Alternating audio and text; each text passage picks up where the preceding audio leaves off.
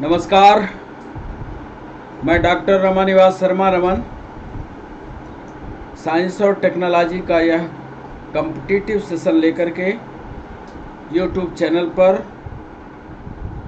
बच्चों आपका बहुत बहुत स्वागत।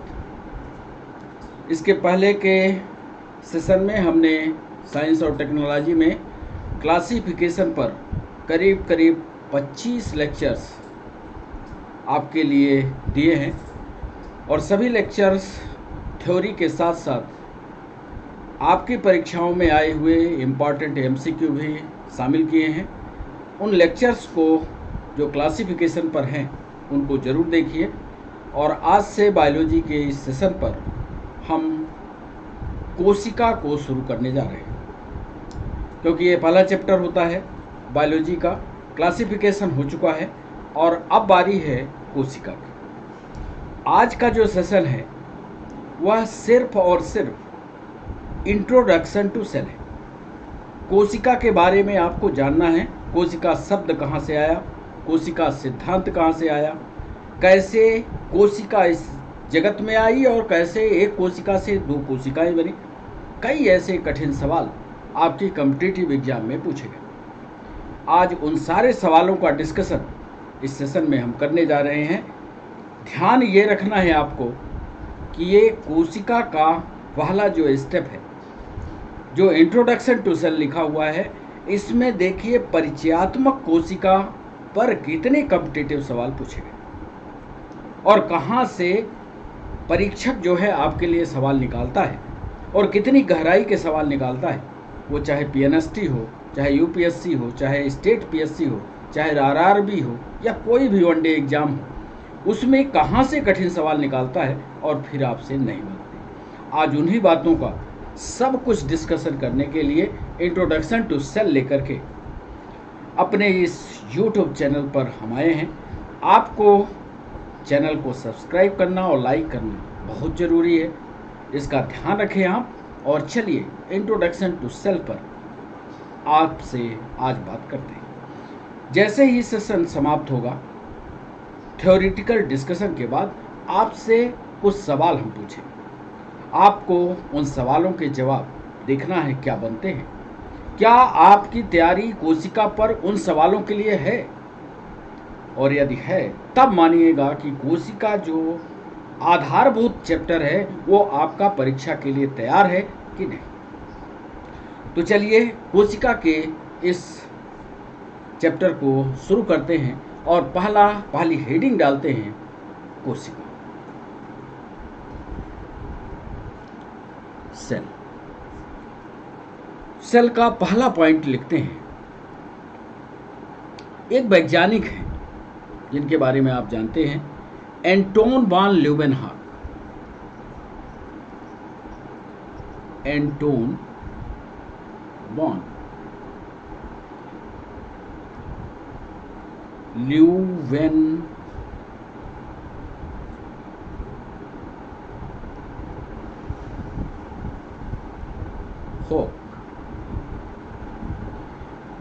ने पहली बार, ध्यान से लिखिएगा, ध्यान से पढ़िएगा, पहली बार जीवित कोशिका की खोज की थी। मृत की बात ही नहीं कर रहे हैं, क्योंकि सवाल पीएनएसटी ने पूछा कि जीवित कोशिका के सबसे पहली खोज करने वाले वैज्ञानिक। मृत कोशिका तो आपके किताबों पर लिखा है, कार्क से निकालते हैं, वहां से खोजते हैं। पीएनएसटी ने सवाल पूछा कि पहली बार जीवित कोशिका की खोज किसने की, तो आप याद रखिएगा एंटोन वान ल्यूवेनहॉक ने पहली बार जीवित कोशिका की खोज की।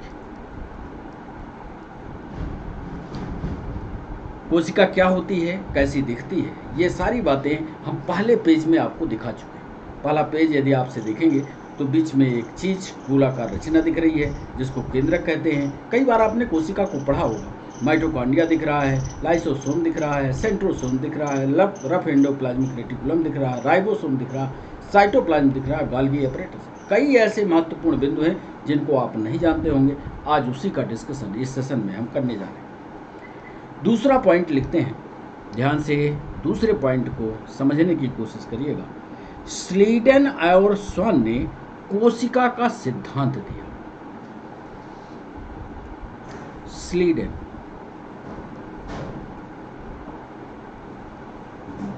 एंड स्वान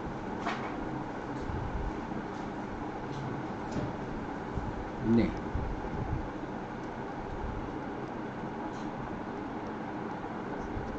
कोशिका का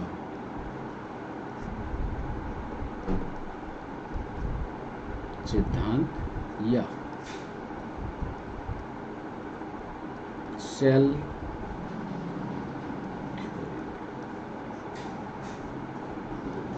तो कोशिका ये भी सवाल पूछा जाता है कि सेल सिद्धांत या कोशिका की थ्योरी किसने दी, तो याद रखिएगा वो वैज्ञानिक हैं स्लीडन और स्वान।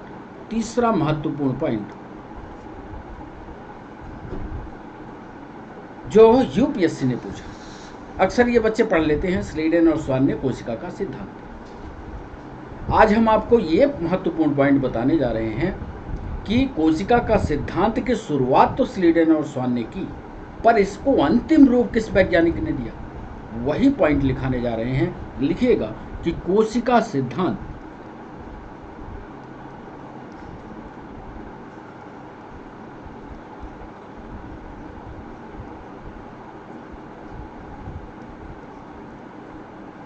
को अंतिम रूप, जो कमियां रह गई थी, अंतिम रूप रूडोल्फ विर्चाउ ने दिया। रूडोल्फ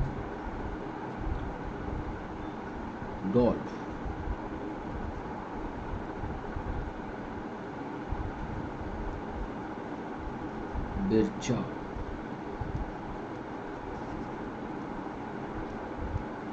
तो तीसरा पॉइंट आपको, कोशिका का सिद्धांत माना कि स्लीडन और स्वान ने दिया, पर अंतिम रूप देने वाले वैज्ञानिक। और कंपटीशन में ऐसे ही सवाल पूछते हैं, क्योंकि आप लोग तो पढ़ के जाते हैं कि स्लीडन और स्वान ने कोशिका का सिद्धांत दिया, लेकिन कोशिका के सिद्धांत को अंतिम रूप किसने दिया, याद रखिएगा वो हैं रूडोल्फ विर्चाउ।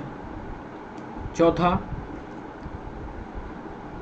ये शब्द सेल कहां से आया, किस वैज्ञानिक ने सेल का आविष्कार किया, सेल शब्द दिया कैसे, इसी बात को ध्यान में रखते हुए ये पॉइंट बनाया हमने। सेलुला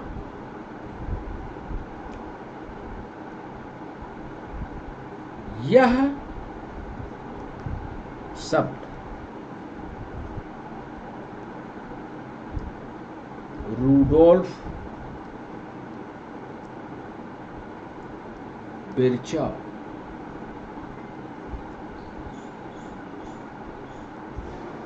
द्वारा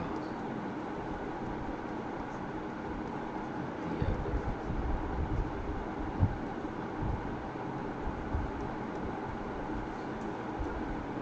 सेलुला शब्द से सेल बना और यह शब्द रूडोल्फ विर्चाउ के द्वारा दिया गया। 2-3 बातें इस पन्ने में हमने आपको बताई, 4 बातें कि एंटनी वॉन ल्यूवेनहार्ट ने पहली बार जीवित कोशिका की खोज की, स्लीडन और स्वान ने कोशिका का सिद्धांत दिया जिसको बाद में सेल थ्योरी कहा गया, लेकिन इस सेल थ्योरी को अंतिम रूप रूडोल्फ विर्चाउ ने किया, और सेलुला शब्द जो है रूडोल्फ विर्चाउ के द्वारा दिया गया, जो भविष्य में सेल के रूप में जाना गया।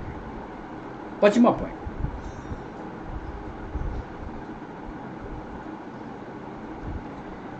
किसी कोशिका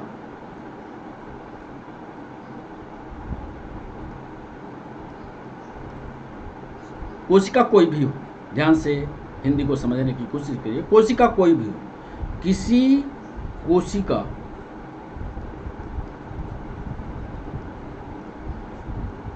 में विभिन्न प्रकार की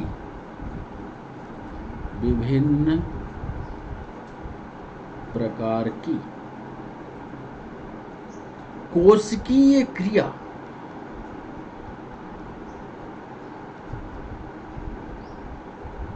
किसी भी कोशिका में विभिन्न प्रकार की जो सेलुलर रिएक्शन होती है, याद करिएगा ये सवाल पूछा भी गया है, सेलुलर रिएक्शन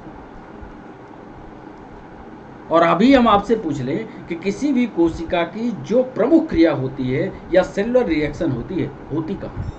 आप बताइए, न्यूक्लियस में, साइटोप्लाज्म में, राइबोसोम में, किस में होती है? तो किसी भी कोशिका में विभिन्न प्रकार की कोशिकीय क्रिया, याद रखिएगा, साइटोप्लाज्म में होती है।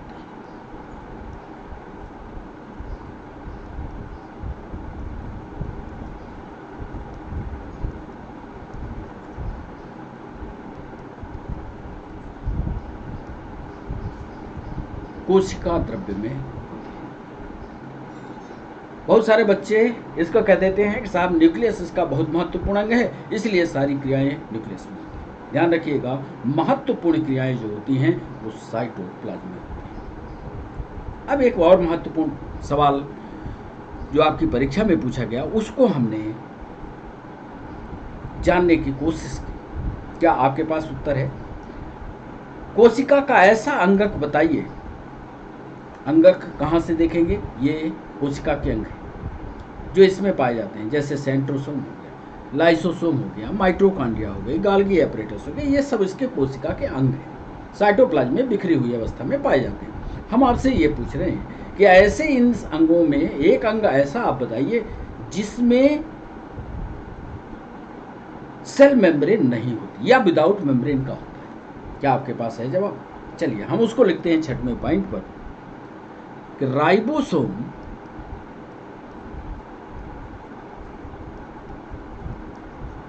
कोशिका का ऐसा ऑर्गेनेल है या अंग है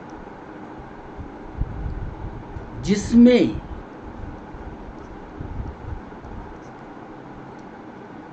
कोई झिल्ली या मेम्ब्रेन नहीं पाई जाती। कोई झिल्ली या कोई मेम्ब्रेन नहीं पाई जाती। अब एक सवाल यह पूछा गया कि आपने तो कह दिया कि साहब राइबोसोम में कोई कोशिका झिल्ली नहीं है। उसने सवाल पूछा कि यदि मान लीजिए प्रोकैरियोटिक कोशिका है और प्रोकैरियोटिक कोशिका का राइबोसोम है तो क्या उसमें झिल्ली होगी? क्या आपके पास है इसका जवाब? सवालों को जब पूछता है एग्जामिनर तो काफ़ी अंदर पहुंच करके तब सवाल पूछता है। ऐसा सवाल पूछे जो इसके पहले 92 में MPSI में पूछा था कि राइबोसोम कोशिका का ऐसा ऑर्गेनेल है जिसमें कोशिका झिल्ली या मेम्ब्रेन नहीं पाई जाती, लेकिन प्रोकैरियोटिक में क्या यह कोशिका झिल्ली होती है? ऐसा सवाल पूछा था। उसी का उत्तर हम लिखने जा रहे हैं कि राइबोसोम कोशिका का ऐसा ऑर्गेनेल है जिसमें कोई झिल्ली या मेम्ब्रेन नहीं पाई जाती। और हम पूरी समस्या का समाधान यहीं लिख देते हैं, चाहे यह कोशिका प्रोकैरियोटिक हो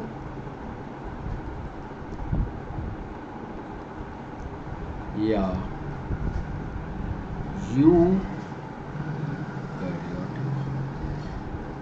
लो, पूरी समस्या समाप्त। कोई भी कोशिका हो, प्रोकैरियोटिक हो, यूकैरियोटिक हो, किसी तरह की कोशिका हो, यदि राइबोसोम उसमें उपस्थित है तो उसमें झिल्ली नहीं पाई जाएगी। चलिए 7वें पॉइंट पर हम आपको ले चलते हैं। ये पूछा गया कि ये कोशिकाएं बहुत सारी संख्या में होती हैं। एक कोशिका से 2 कोशिका बनती है, 2 कोशिका से 3 कोशिका बनती है, 4, 8, 10 बनती है। ये पहली कोशिका कहाँ से आती है? या कोशिका का विभाजन, एक कोशिका से 2 कोशिका का निर्माण कैसे होता है? थोड़ा सा सेल थ्योरी पर यह सवाल था, थोड़ा अंदर घुस करके यह सवाल था। उसी का जवाब 7वें पॉइंट पर हमने लिखा कि पुरानी कोशिका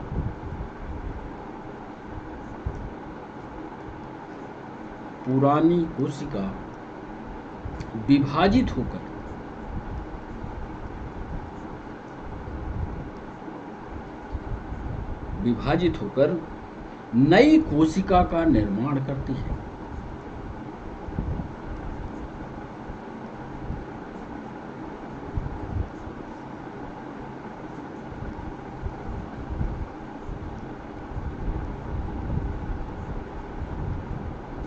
और ऐसा आपने अंग्रेजी में पढ़ा होगा कि new cells are form from the pre existing cell. ऐसी थ्योरी लिखी आपकी किताब पर भी हो। तो पुरानी कोशिका विभाजित होकर के नई कोशिका का निर्माण करती है, और यह नई कोशिका का निर्माण पुरानी कोशिका से हो, यह सिद्धांत किसके द्वारा दिया गया? 8वें पॉइंट में इसको भी लिख लीजिए। पुरानी कोशिका से नई कोशिका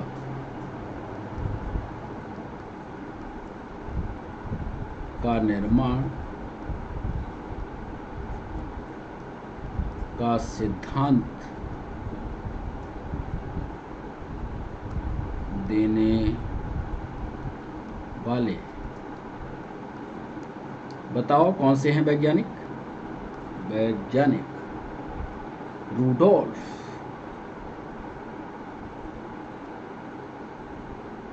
विर्चाव।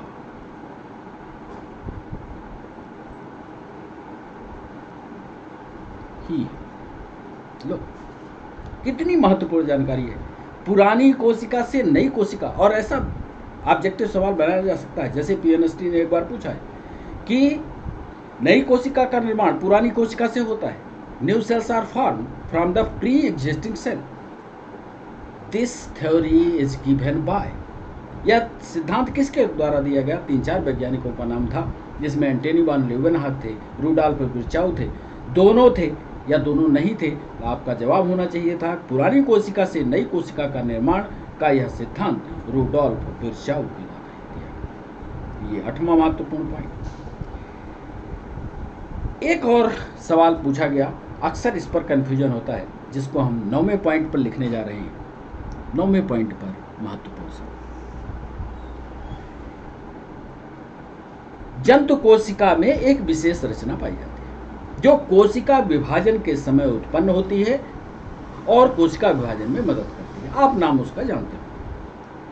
और यह क्रोमोसोम को ऊपर और नीचे खींचने की कोशिश करती है। इसका नाम केंद्रक काय है, सेंट्रियोल है या सेंट्रोसोम।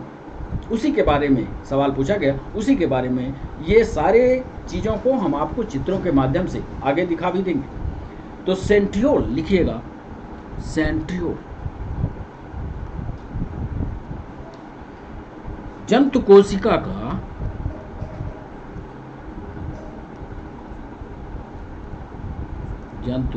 का ऐसा अंगक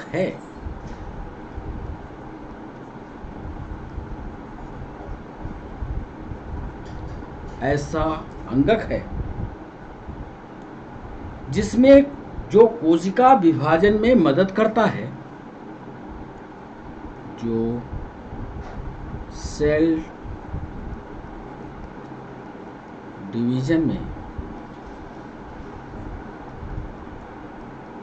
मदद करता है, परंतु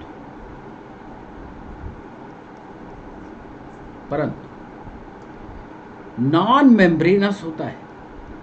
नॉन मेम्ब्रेनस होता है मतलब इसके बाहर भी कोई भी पतली झिल्ली नहीं होगी, जैसा उदाहरण अभी हमने राइबोसोम में दिया। तो राइबोसोम तो जंतु कोशिका वनस्पति कोशिका दोनों में होगा, लेकिन सेंट्रियोल जो होता है ये जंतु कोशिका में पाया जाता है। जंतु कोशिका में कोशिका विभाजन के समय प्रकट होता है, कोशिका विभाजन में मदद तो करता है, पर इसमें नॉन मेम्ब्रेनस होता है, यानी कोई कोशिकीय झिल्ली नहीं।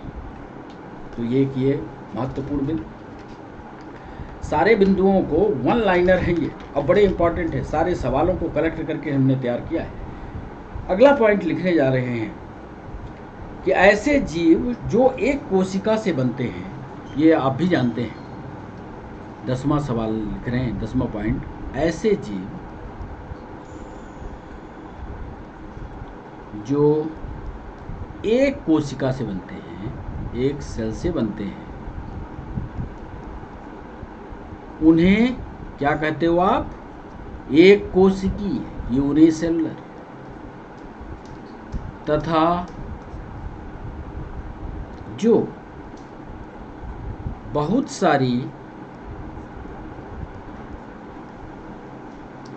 सेल्स से बनते हैं उन्हें मल्टी सेलुलर कहा जाता है। बड़ा इंपॉर्टेंट पॉइंट है। बहुत लोग अभी ये भी नहीं जानते कि जब एक कोशिका से बनेगा तो उसको एक कोशिकी, और जब बहुत सारी कोशिका से बनेगा तो उसको मल्टीसेलुलर। एक झिल्ली होती है, इसकी व्याख्या हम अगले वीडियो में, जो नेक्स्ट वीडियो आएगा उसमें करेंगे। सेल बाल की और प्लाज्मा मेम्ब्रेन की। सेल बाल पौधों में पाई जाती है, प्लाज्मा मेम्ब्रेन मनुष्य में पाई जाती है। हम लोगों के बाहर कोशिका के कड़ा आवरण नहीं होता, लेकिन प्लांट में ये कड़ा आवरण होता है, क्योंकि सेल्यूलोज की बनी होती है। हम लोगों की जो होती है वो प्रोटीन की बनी होती है। इसी बात को लेकर के एक वैज्ञानिक हैं थियोडोरे, याद करिएगा 11वां पॉइंट, थियोडोरे स्वान, वही स्वान है। 1839 में जंतु कोशिका के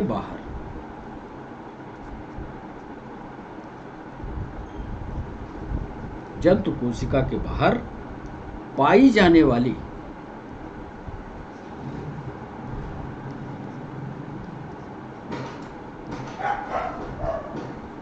पतली परत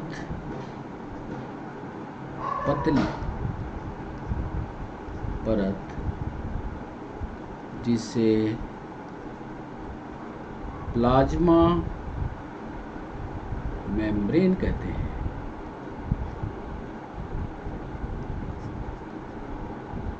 की खोज की थी। बड़ा इंपॉर्टेंट पॉइंट है, ये भी ऑब्जेक्टिव में सवाल पूछा। थियोडोरे स्वान 1839 में जंतु कोशिका के बाहर, एनिमल सेल के बाहर एक पतली परत पाई जाती है, जिसको प्लाज्मा मेम्ब्रेन बाद में कहा गया। इस पतली परत की खोज करने वाले वैज्ञानिक थियोडोरे स्वान। एक और पॉइंट लिख दें, इसके बारे में आप जानते भी हैं। जिस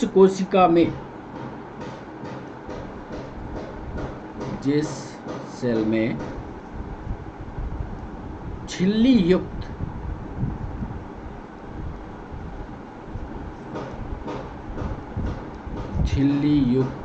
नाभिक पाया जाता है, मतलब नाभिक के चारों तरफ कवरिंग पाई जाती है, झिल्ली युक्त नाभिक उपस्थित होता है, उस कोशिका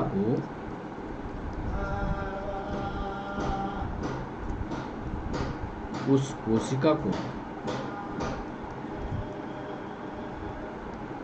यूकैरियोटिक तथा जिस कोशिका में झिल्ली नहीं होती, माने मेम्ब्रेन नहीं होगी, जिसमें होती उसे प्रोकैरियोटिक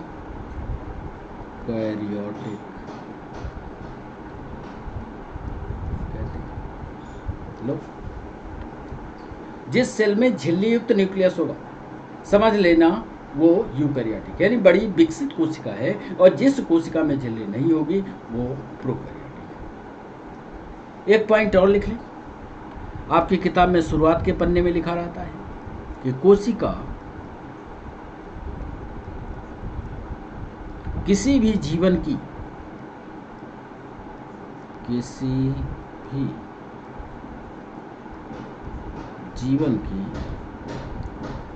संरचनात्मक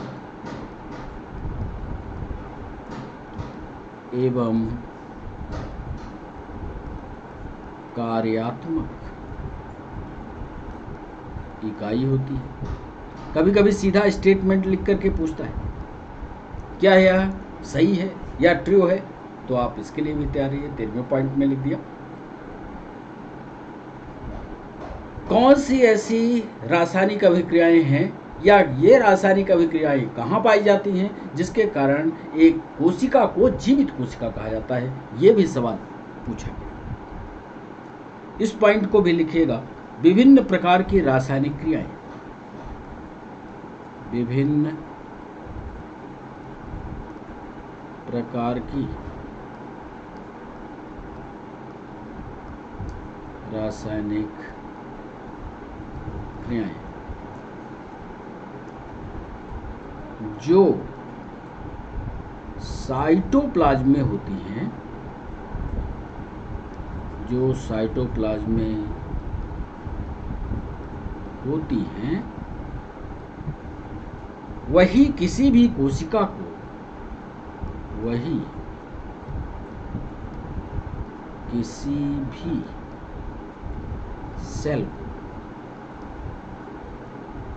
किसी भी कोशिका को लिविंग स्टेट में, जीवित अवस्था में, लिविंग स्टेट में,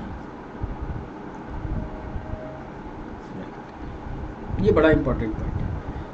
कोई भी कोशिका कैसे जिंदा है, तो वो जिंदा तब होती है जब उसके अंदर जितनी भी केमिकल रिएक्शंस हैं, जितनी भी रासायनिक क्रियाएं हैं, वो सुचारू रूप से होंगी, तभी वो लिविंग स्टेट में होगी। तो ये इसको ध्यान रखिए। और अंतिम पॉइंट लिख देते हैं, 15वां पॉइंट ऊपर लिख रहे हैं, इसको यहाँ से नोट करिएगा। अंतिम पॉइंट लिख रहे हैं कि संरचनात्मक रूप से, संरचनात्मक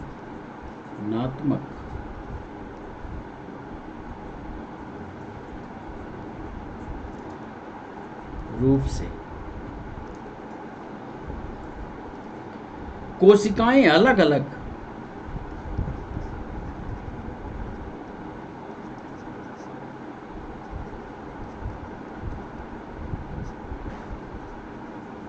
अलग हो सकती है।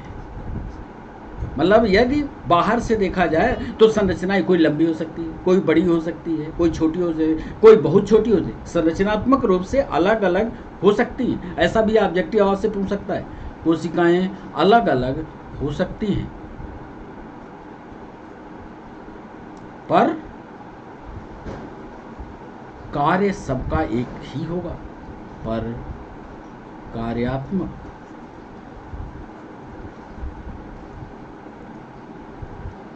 रूप से समान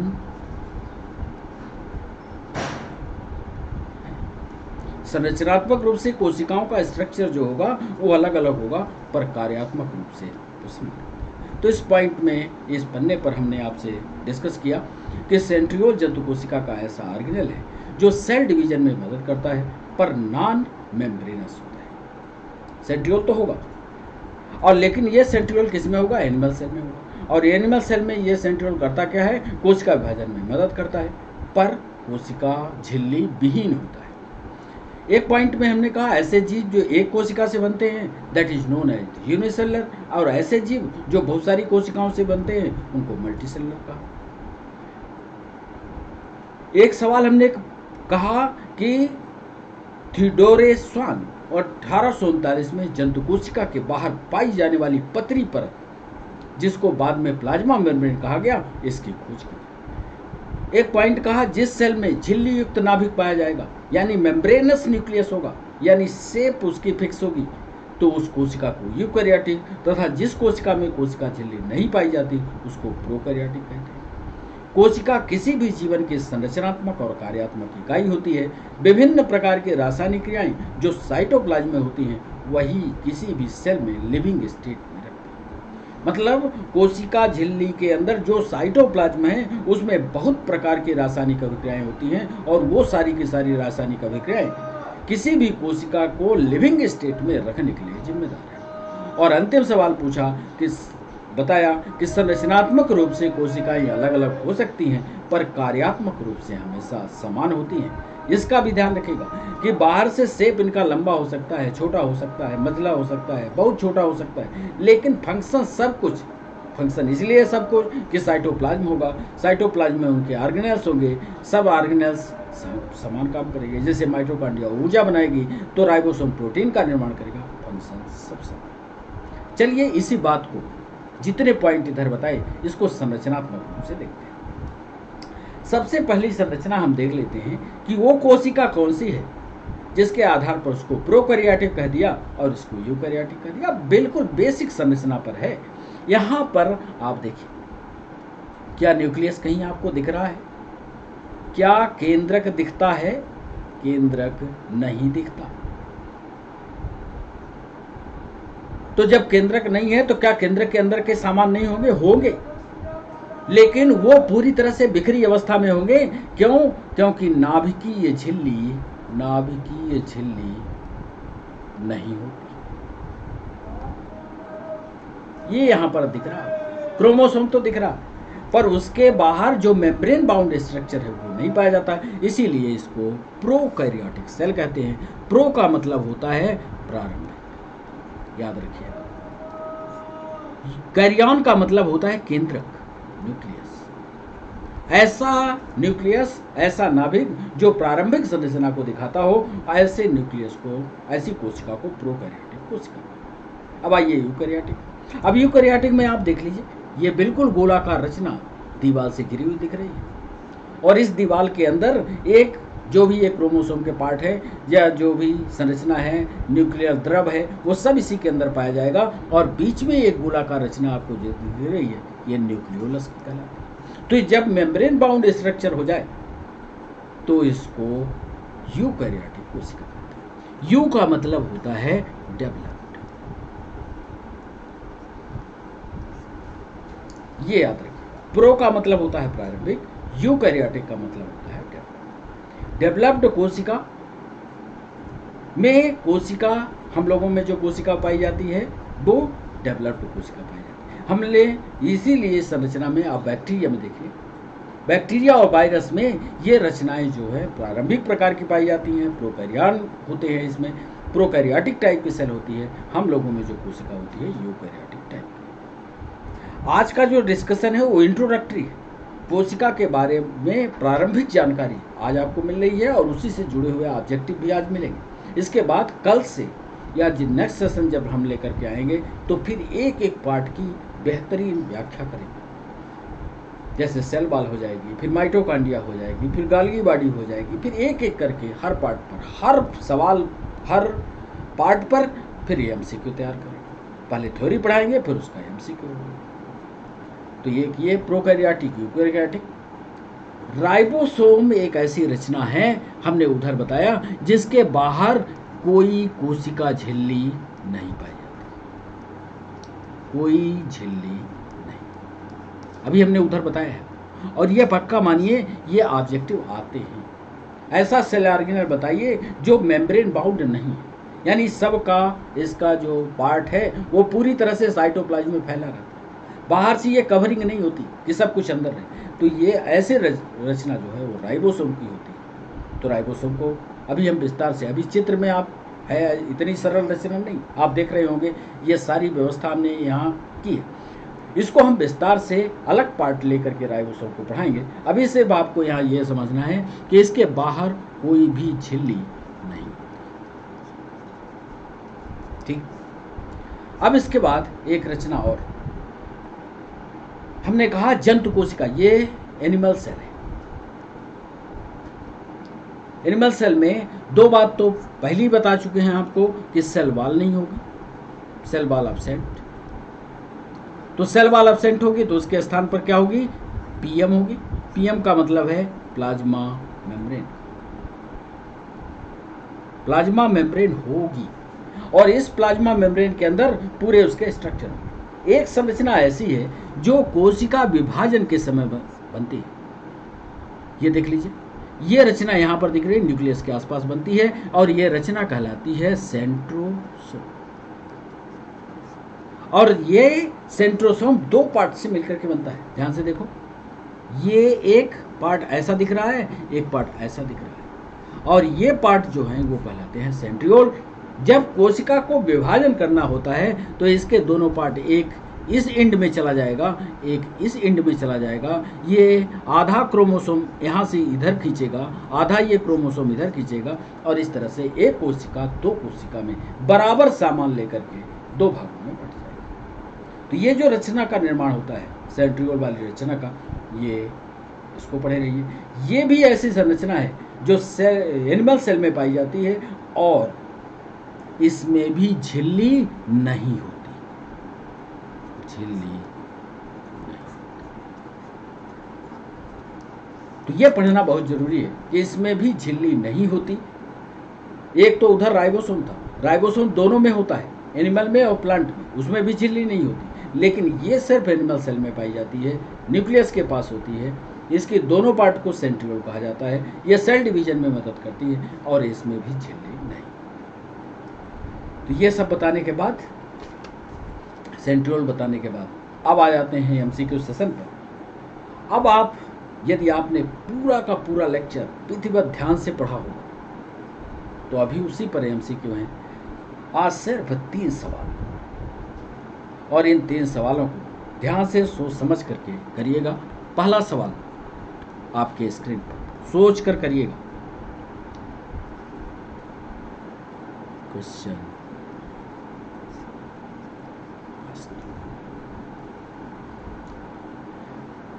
मुख्य कोशिकीय क्रिया, मुख्य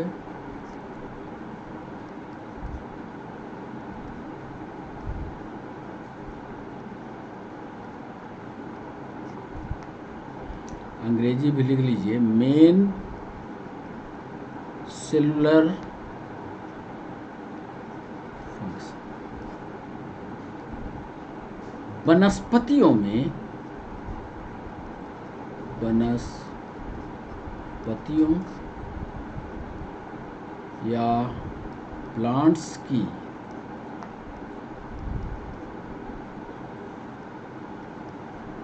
कोशिका में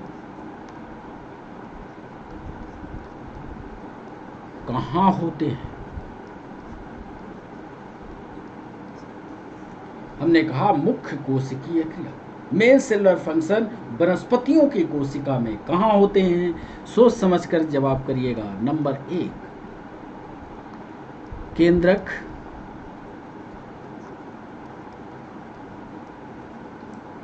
nucleus. Number 2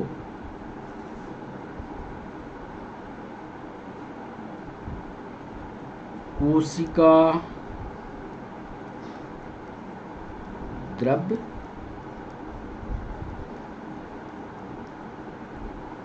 cytoplasm. Number 3 cell organelles या कोशिका। एंड डी सेंट्रियोल, इसको तारक काय कहते हैं। पहले ही सवाल में हमने पूछा है कि मुख्य कोशिकीय क्रिया, main cellular function in plants. ध्यान से सुनिएगा, हम प्लांट की बात कर रहे हैं। Main cellular function in plants की कोशिका में, इन प्लांट सेल में कहाँ होता है? क्या इसका जवाब कोशिका है, कोशिका द्रव्य है, कोई भी कोशिकांग है, तारक काय है, सेंट्रियोल है, या साइटोप्लाज्म? इसमें से उत्तर करते समय ये ध्यान रखिएगा कि सारे उत्तर के करीब करीब हैं, लेकिन सबसे बेहतरीन जो उत्तर आपको लगे उसी उत्तर पर टिक करिएगा। उत्तर करते समय आप सिर्फ बी लिख करके छोड़ मत दिया करिए, उसका पूरा नाम, जैसे हम हिंदी अंग्रेजी दोनों लिखते हैं। यदि आप हिंदी के में उत्तर कर रहे हैं, जब हमारा यह सेशन लाइव होगा, तो उस लाइव सेशन में आप हिंदी में लिखिए, अंग्रेजी में उत्तर पूरा लिखिए, तो जल्दी से आपको याद भी होगा और हमें समझ में भी आएगा। ये था पहला। दूसरा सवाल आपके स्क्रीन पर,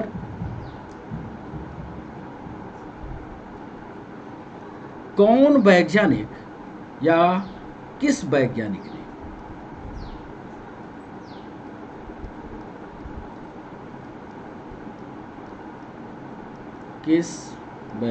ने omnis सेलुली सेलुला, omnis सेलुली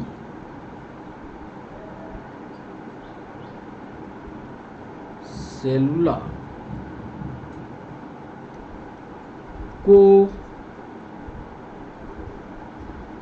proposed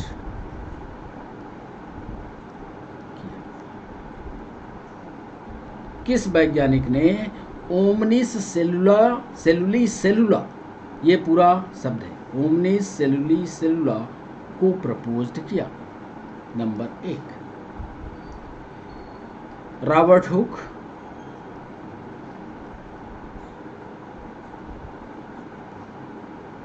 B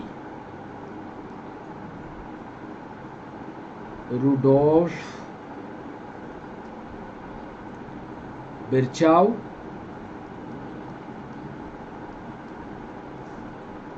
number C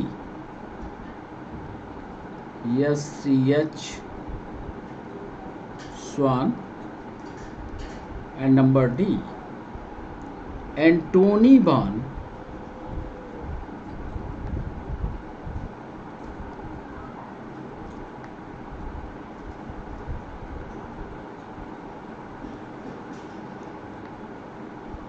Leeuwen.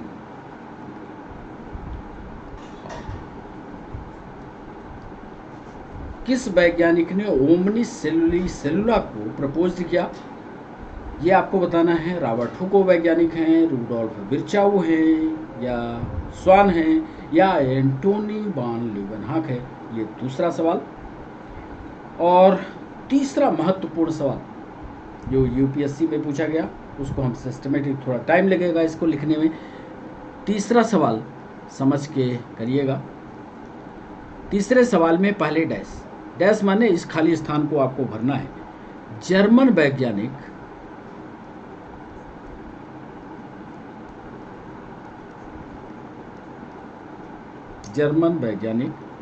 ने बताया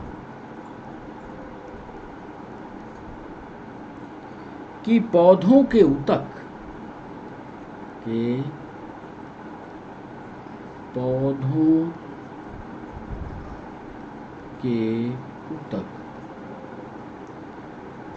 कोशिकाओं के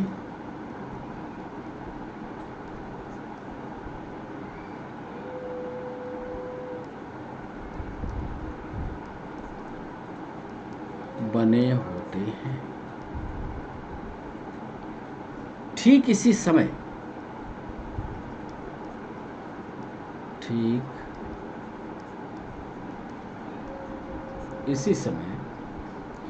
ब्रिटिश वैज्ञानिक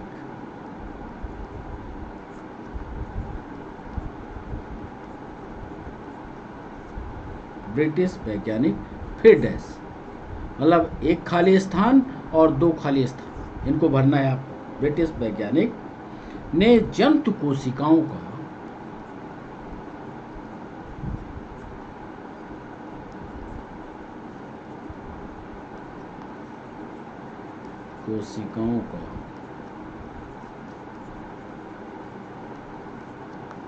अध्ययन किया।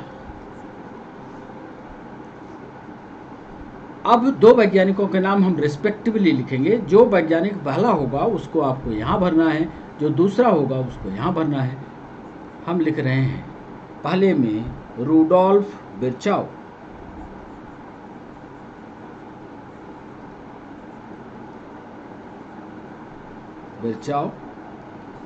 And नगेली।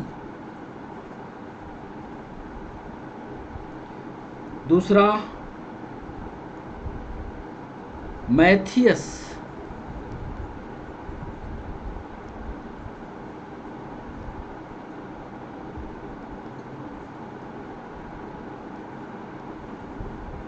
SHLE Schleiden, and थोडोरे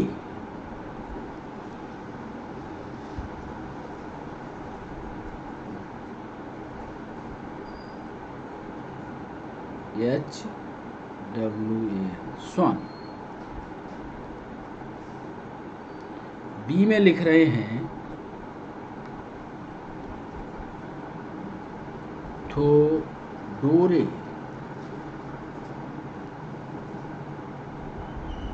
swan and Matthias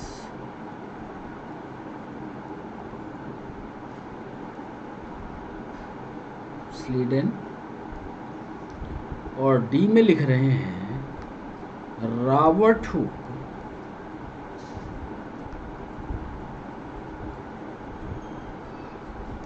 and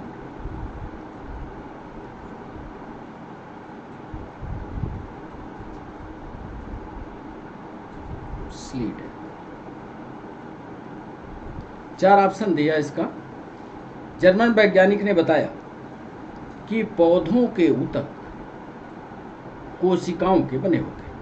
ठीक इसी समय ब्रिटिश वैज्ञानिक ने जंतु कोशिकाओं का अध्ययन किया, और जंतु कोशिकाओं का अध्ययन करके वो कौन वैज्ञानिक है आपको ये बताना है। जो जंतु कोशिका का अध्ययन कर रहा है उस वैज्ञानिक का नाम बताना है, अथवा उस वैज्ञानिक का नाम बताना है एक नंबर पर जो जर्मन वैज्ञानिक था जिन्होंने पौधों की कोशिका का अध्ययन किया। एक ये दोनों पॉइंट में बनना है। अब आज के सेशन का अंतिम सवाल, चौथा सवाल, इसी में लिख लेते हैं चौथे सवाल को भी। चौथा सवाल है क्वेश्चन 4। चौथा सवाल यह है कि जंतु कोशिका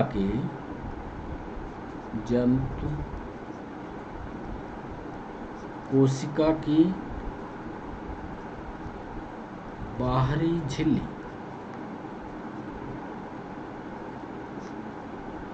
जिसे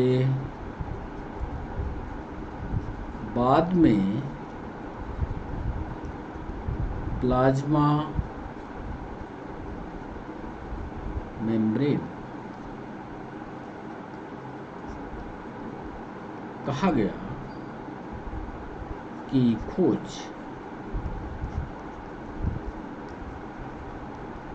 किस वैज्ञानिक ने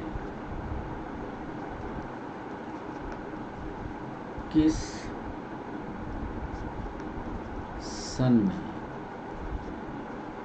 की थी। ए स्वान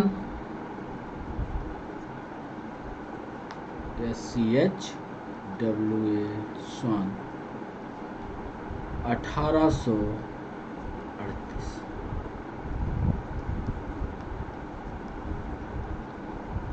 स्वान 1839, और सी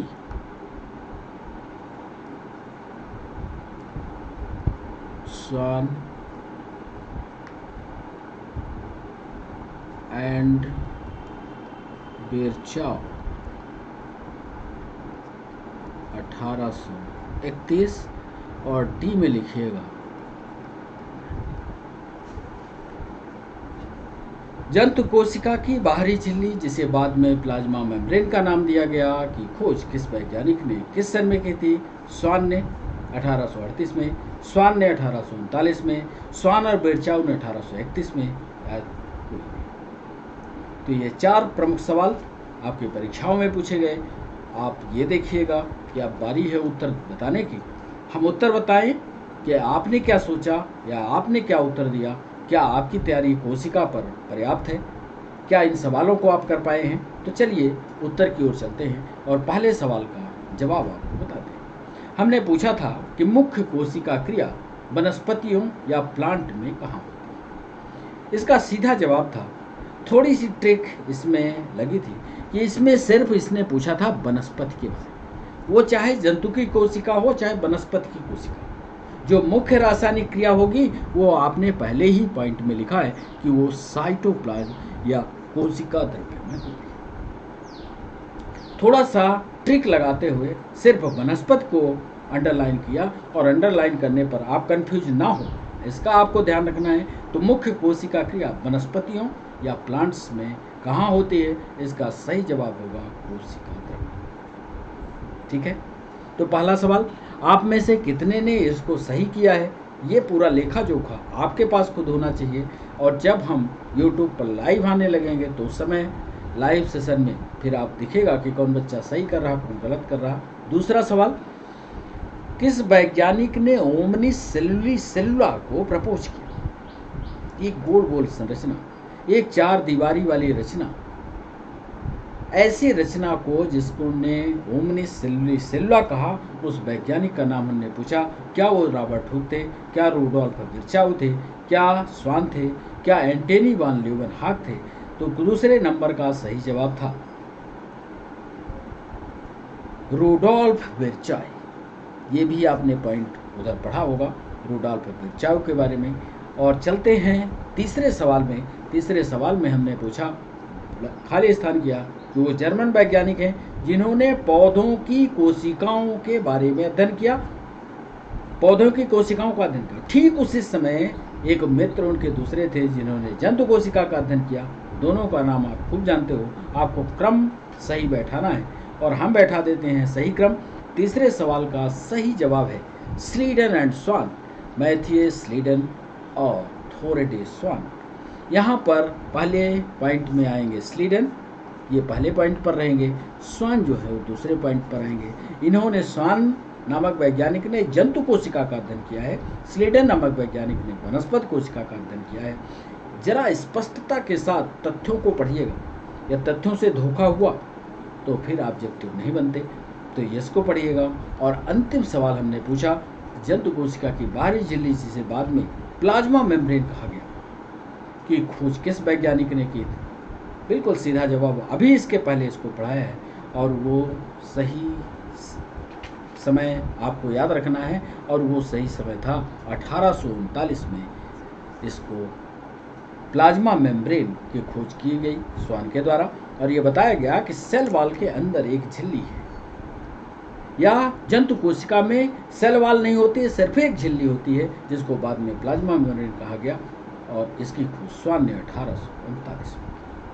तो बच्चों, ये थे आज के सवाल। कैसे लगे सवाल ये ज़रूर आप अपने कमेंट बॉक्स में बताइएगा। कैसा लगा ये सेल का इंट्रोडक्टरी सेशन? क्या आप सेल की आउटलाइन के बारे में आपके पास इतनी जानकारी थी? इस तरह के सवाल आपकी परीक्षा में, आपके कॉम्पिटिटिव एग्जाम में पूछे जाएंगे। कोई भी दिक्कत हो, कोई भी डाउट हो तो ये सेशन आज शाम को 6 बजे लाइव होगा। आप लाइव सेशन में हमसे मिलिएगा, सारे आपकी दिक्कतें वहीं दूर करेंगे। चैनल को सब्सक्राइब करने और लाइक करने मत भूलिएगा। फिर मिलते हैं अगले सेशन में। और उस अगले सेशन की विशेषता आपको बता दें कि अब अगले सेशन में हम बात करेंगे कोशिका भित्ति, उस पर पूछे गए कॉम्पिटिटिव एग्जाम में सारे सवालों के। तो दूसरा जो इसका सेल का पार्ट आएगा दूसरे वीडियो में। इसके पहले दूसरा वीडियो आप पढ़ें, उसके पहले आप पूरे जितने क्लासिफिकेशन पर सेशन हुए हैं वो सारे सेशन को पढ़ लीजिएगा। समय लगा तो उस पर एक कंप्लीट 1 घंटे का पूरा सेशन, ऑब्जेक्टिव सेशन लाएंगे, फिर आपसे बात करें। तो बच्चों, आज के लिए बस इतना ही। नए सेशन में नए वीडियो के साथ फिर हमारी आपकी मुलाकात होती है। तब तक के लिए बाय बाय, नमस्कार।